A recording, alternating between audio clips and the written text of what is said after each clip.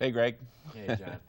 Listen, I wanted to thank you for playing the facilitator role in the video series. Really appreciate that. I do want to stress that you've done facilitation and you train facilitators, and you're actually a trainer coach of facilitators and out there working in different states. But wanted to spend just a little time talking with you about any advice that we have for new facilitators and sort of some general boundaries and dynamics of their job. And let's just go back and forth a little bit on this. But Okay. I'm just going to start off and say that I think one of the characteristics of a good facilitator, in part, is personality.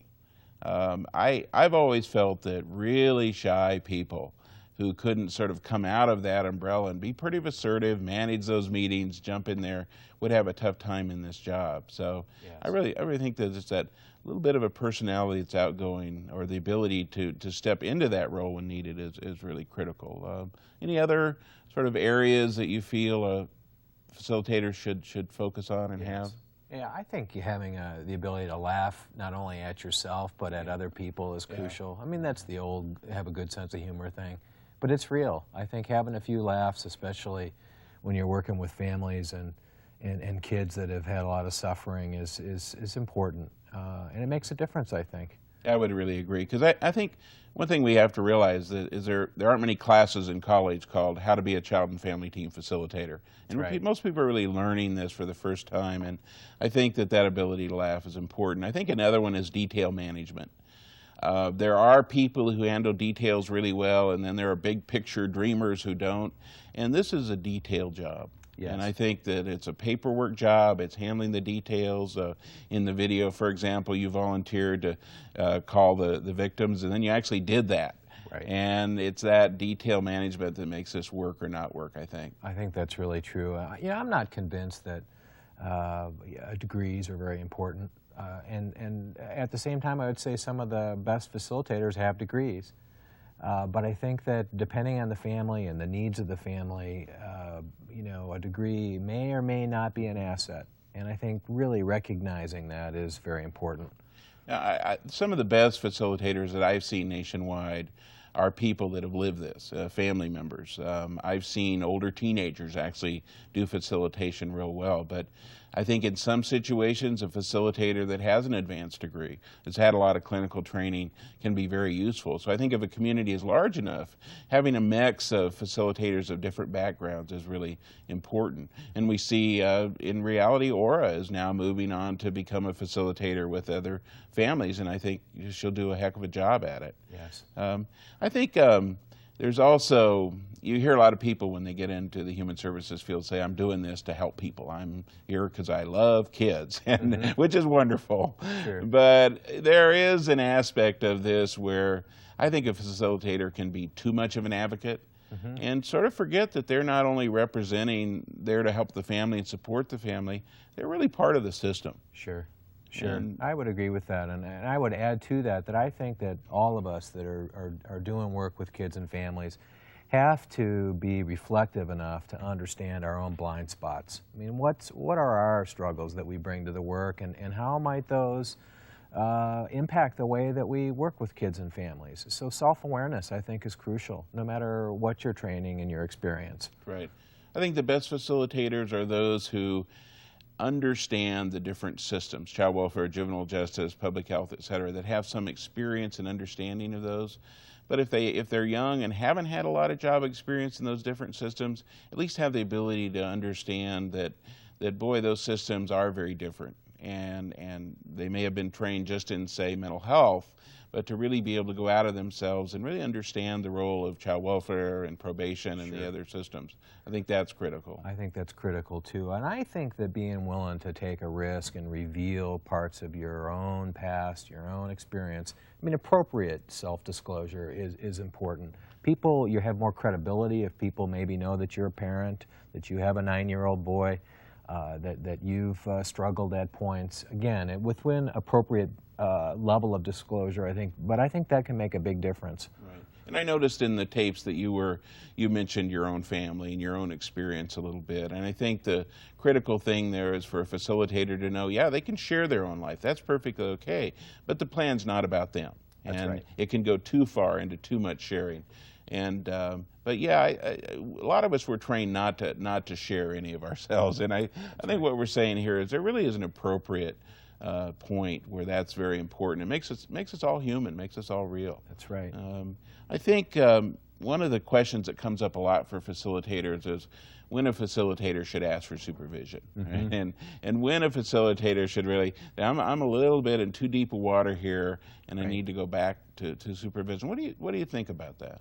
I think anytime you feel in your gut that you're in over your head, you ought to go ask for some help, and there's no shame in that. I mean, I think that's something that people need to learn to do, is just to trust their gut, ask for help when they're feeling like they've gotten in too deep.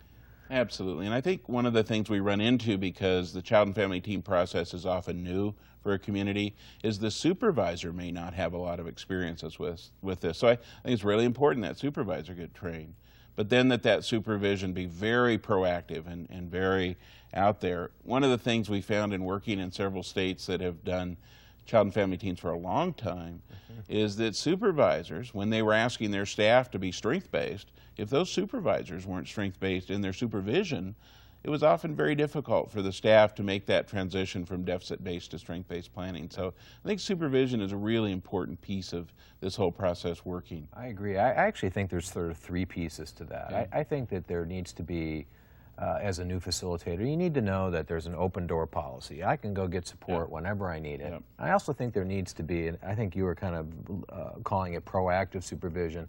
I need to know that every week or every other week I'm going to have some time with my supervisor, and I can make notes about the things that I want to bring up, questions that I might have had. And then I think the third piece is group supervision in something that's new. I think can be very valuable. It's getting people down together in small groups and just saying, hey, you know, this happened to me, and what would you have done? Or, hey, I want to just brag about something that went really well, and having opportunities to share and to challenge each other in small group supervision settings is very good. Absolutely. Another issue that comes up is when do I get clinical input? And if you notice from our video clips, Jennifer, the clinician from Intermountain, again, a real clinician, and Intermountain's a real agency, actually was very influential in this entire plan, doing crisis backup, in-home therapy. The clinical piece of this was very important. Yes. And sometimes clinicians may feel a little disempowered because sometimes a family doesn't want a clinician there right away. Right. But when does a facilitator really need to get clinical input? I mean, we always tell facilitators, you're not clinicians, right? Right. And there really are special clinical skills, but when do you think they need to get clinical input? I think that if there's fairly substantial needs in the mental health area, it would be good to have a consulting relationship at a minimum with someone who has some real experience and training in that area. And I also think it would vary depending on the education and work experience of the individual facilitator. I mean, some facilitators have advanced clinical training, and they bring that to the table. And of course, the way that they would make decisions about pursuing supervision or consultation would be different than someone who's facilitating with a high school diploma. And I think that that's also an issue that should be monitored fairly carefully in supervision, in the supervision process, is that the supervisor is really monitoring and sort of ensuring that there's adequate attention to the clinical issues. Right, absolutely. One of the issues that comes up a lot is how much work the facilitator should actually do. And I saw in the video clips you stepping in and doing a few things, but primarily really getting other team members to do that. And I just want to point out, I think that one of the real flaws that can then happen in a community when they're implementing child and family teams is when the facilitator begins to do it all. We call them turbo facilitators. Yeah. They do it all. They drive the kids. They make the appointments. They do the whole thing. And then all of a sudden, the team isn't empowered. And we saw, Aura really feels now, and that, you know, this is now not the video, but in real life, when I asked her about, you know, what made the biggest difference for her, it was that team, everybody doing stuff, everybody contributing, really the community taking care of their own. And I think that a facilitator can really step in and do too much. Yes. But I think it's okay that they do some things. And I think, though, it depends a lot on the family. It has to be really individualized to the family. I would agree with that. So, but I guess in conclusion, I would just say that this facilitator job is a really fun job. It's a really exciting job.